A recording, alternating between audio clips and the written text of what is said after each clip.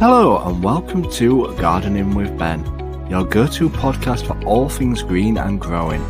I'm Ben, your allotment guide, and here to help you cultivate your garden and your passion for plants. Whether you're a seasoned gardener or just starting out, this podcast is for you. Each episode will dig into tips, tricks and techniques to make your garden and allotment thrive. From planting, sowing and growing, we will share all the tips and advice. We will also have regular episodes talking about what we have been up to on the allotment. So sit back, grab a brew and enjoy today's episode.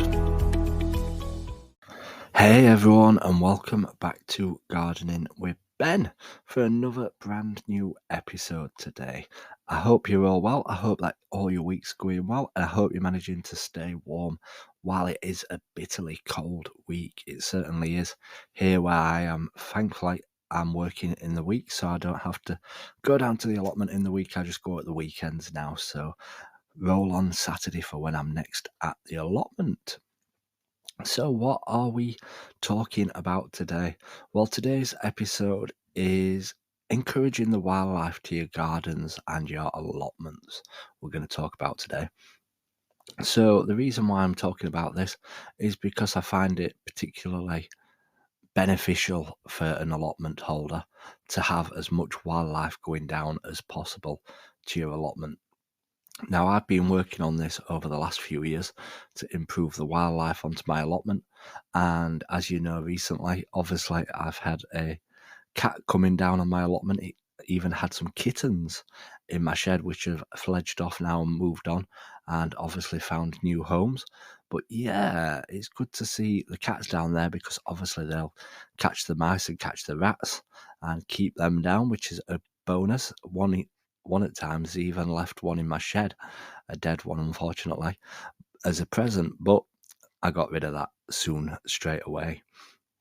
But yeah, what else are we helping to get down at the allotment and in the garden? Well, at the moment it's obviously winter when we're recording this. It's getting to winter. It's currently in autumn, but it's feeling like winter certainly is now. And at this time of year, we like to concentrate on feeding the birds. I don't feed the birds throughout the summer period. I only feed them through the autumn and winter periods and springtime, as there's not much around for them to eat down at the allotment. And I still want to help encourage them to come to my allotment plot because then they'll eat all the bugs and stuff like that off other plants. So we're encouraging them by hanging up bird feeders at the moment. Obviously, the only problem with hanging bird feeders up is it attracts other wildlife as well, some not beneficial, which are obviously the rats and the mice. They come and eat the seed, but hopefully the cat catches them. So it all works around in one favour. And obviously it also attracts the squirrels to the allotment. And I've no problems with having the squirrels coming down at my allotment. They can come down all they want as long as they don't make too much damage to my plot, which is obviously my spring bulbs, which they like to attack, or my broad beans, like they nibbled all the tops off them in my shed. But yeah, we do like to attract the birds. And at the moment we've got up some suet balls, we've got some suet pellets, we've got seed up, we've got peanuts up, we've got a suet block up. So yeah, we're trying to attract all different varieties of birds to my plot. Obviously there's not a lot of birds around at the moment because some obviously hibernate and fly off to warmer countries over the winter period, but there's still little birds around like your robins, and I still see a little blue tits around, and which other ones? Coal tits. I've seen some of those around. But yeah, we see lots of little birds around. And I love to encourage them. And obviously, while I'm encouraging them to eat seeds from my plot, I've also got some bird houses down at the allotment as well, where I encourage them to come and live on my allotment, basically, and to have babies. So I put up a couple of bird houses a couple of years ago, and within half an hour, blue tits were flying in and out of them. They must have been in the ideal location for them, and they were flying in and out, building the nest.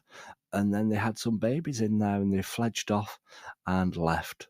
So yeah, having birdhouses down on your plot, it's brilliant to watch the blue tits flying in and out. So I've been encouraging them, and obviously once they've had the babies and they've fledged and there's no birds living in there, you need to take them down and clear out any old nest or spiders and webs hanging around in there. Just clean them out with disinfectant, get rid of the old nest, because new blue tits won't move in if they know that there's previous occupancy in there. So we do this every year, and we get blue tits living in them every year, which is absolutely fantastic on my plot. So after that, we also, for my birthday, I had a wren birdhouse from my sister, so we're putting that up this year as well. So you never know, we might get some baby wrens next year on my allotment, so I'm looking forward to seeing that.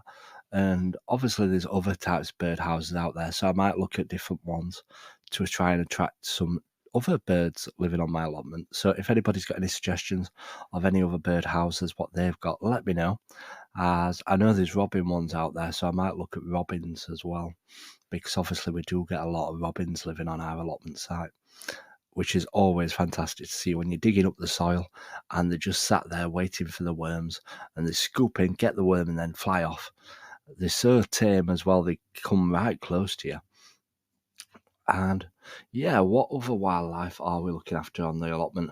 Well, we have got a pond down on the plot, because I want to encourage the frogs to my allotment, and newts and all the pond life creatures as well, because obviously if you've got frogs living on your plot, they'll go around eating all the slugs at night, which is another bonus, because obviously the more frogs you have, the less slugs you'll have, which is what you want when you've got an allotment site, 'cause you don't want everything getting eaten down there. So we'll be cleaning that out over the winter period and freshening it up, ready for next year, ready for when it's time for frog spawn season, and hopefully get some frog spawn in there, and hopefully get some froggies again next year on my allotment, and encourage the frogs to live down there. What other? Oh, we look after the ladybirds as well. And you might think, how do you look after the ladybirds? Well, you can actually buy ladybird houses, what are like tubes with little holes in for the ladybirds to nest in over the winter periods and hibernate, and encourage the ladybirds to come down. So yeah, we're encouraging the ladybirds as well down at the plot. We have also got a hedgehog house what I need to put out. I've had that about a year now, and I've still not put it out as it yet. But you need to find somewhere obviously quiet and round where there's some leaves and shade and stuff like that for them just to live in. I've also seen that you can actually get hedgehog food, but I don't know if I should put that down or not, because it might obviously encourage squirrels to eat it, and the rats and mice. But if anybody else feeds the hedgehogs, let me know, because I would like to know about them.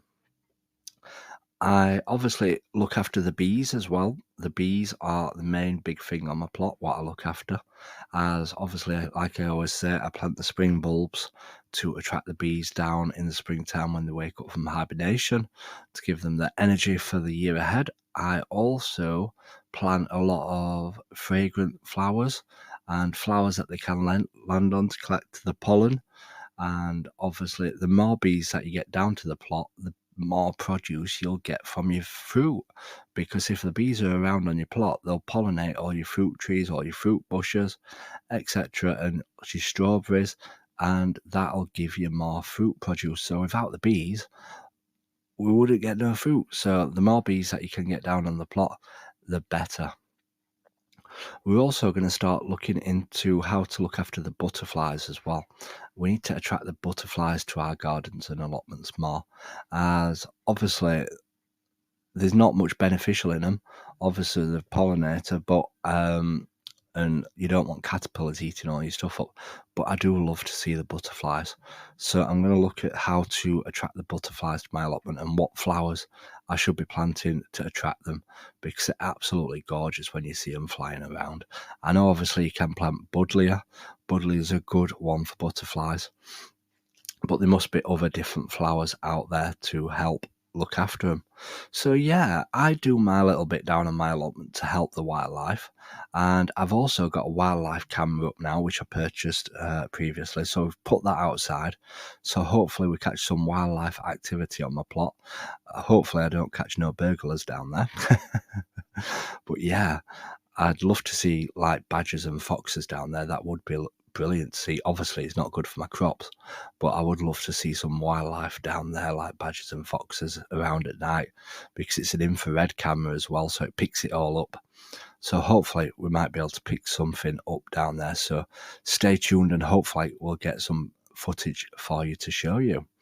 So yeah, let me know if you are doing your little bit for helping the wildlife on your allotments or in the garden. It's always brilliant to hear from you. Make sure you do like the podcast, give it a comment, and if you're not following us already, why not? Give us a follow and tick that bell as well, and you'll get notified when new podcasts come up. They're usually on around 7 o'clock in the morning for you to listen to for the day. So I hope that you all have a great day, everyone, and remember, keep smiling, keep shining, and keep gardening with Ben, everyone. Thank you for joining me on this episode of Gardening with Ben. I hope you have found some useful tips and inspiration for your own gardening and allotment journey. If you have enjoyed today's episode, please make sure to follow and subscribe to the podcast so you never miss a new episode. And if you have a moment, I'd love for you to leave a review and share the podcast with fellow gardening enthusiasts. Your support helps us grow this community and continue bringing you great content. You can also follow us on social media on every platform called Gardening with Ben for daily gardening tips and updates. Happy gardening, and until next time, remember, keep smiling, keep shining, and keep gardening with